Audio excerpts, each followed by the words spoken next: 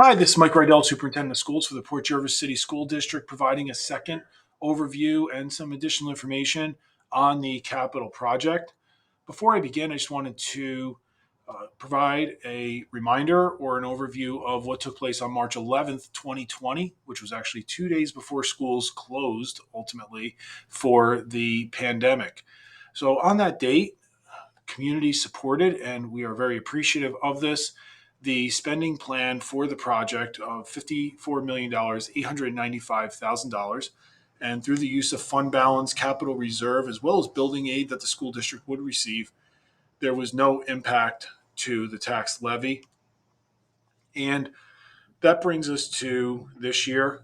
As a result of some of the increases in materials and supplies and other construction related expenses, the bids came in as predicted higher than we would have expected in the pre COVID budgeting period. And so we are seeking an increase in authorization of up to $10 million dollars to cover this difference. And again, this would be up to $10 million, dollars, and the funding for this would be through unappropriated fund balance that the school district currently has. And this would continue that concept of no impact to the tax levy. So, to provide a brief overview of the comparison of the former plan to the current plan, which was required in order to reduce expenses. That includes reducing the timeline. So the former plan included the work beginning in June of 2022. That part remains unchanged. The work this summer would have included beginning the work on the addition to the current middle school, as well as installing a bus loop in the front of the building. And ultimately, in September, grades 7 and 8 would have continued on with their programming in what is the current 7th and 8th grade learning spaces of the current middle school. In June of 2023, asbestos abatement in one half of the current building would have taken place, and the protocols and all the regulations would have been followed, including air quality monitoring. And ultimately, the asbestos abatement would be completed throughout the summer. Building would be cleared, and both grades would again return to the middle school. The learning spaces would be in half of the current building that is up to this point untouched, as well as in the locations in the completed addition. In June of 2024, the second half of the current building would have gone through the asbestos abatement process. Again, all the protocols and regulations being followed. Once the building's cleared, grade 7 and 8 would return to the now renovated half of the building and the completed addition, as the renovations on the newly abated areas would have continued throughout that time period.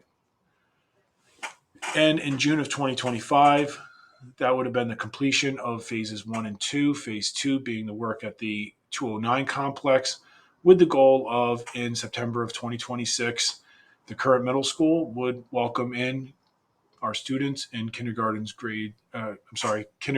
through fifth grade, and the current ASK campus would have welcomed grades 6 through 8. The current plan reduces this timeline, and again, the impetus for that was to reduce costs. And so we moved up some of the work, and this would have it so that only half of the current middle school would be available for learning spaces for next school year.